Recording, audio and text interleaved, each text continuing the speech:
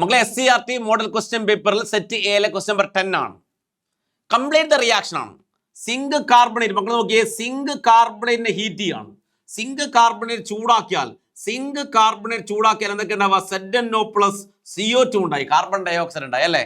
ഇനി സിങ്ക് സൾഫൈഡിനെ ഓക്സിജന്റെ പ്രസൻസിൽ ഹീറ്റ് ചെയ്താൽ വീണ്ടും ഉണ്ടായി ZnO plus SO2, sulphur dioxide ഉണ്ടായി. ക്ലിയർ അല്ലേ? യെസ്. ഒന്നാമത്തത് കാൽസിനേഷൻ ആണ്. ഇതിനെ വിളിക്കുക കാൽസിനേഷൻ, ഇതിനെ വിളിക്കുക റോസ്റ്റിംഗ് എന്നാ വിളിക്കുക. എങ്ങനെയാ മനസ്സിലാവുക?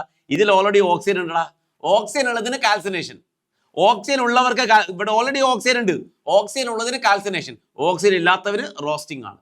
അപ്പൊ എന്താണ് ഈ കാൽസിനേഷനും റോസ്റ്റിംഗും തമ്മിലുള്ള വ്യത്യാസം? അടുത്ത ക്വസ്റ്റൻ അതാ, differentiate calcination and roasting.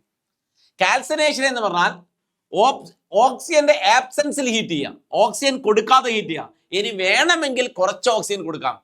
Clear അല്ലേ?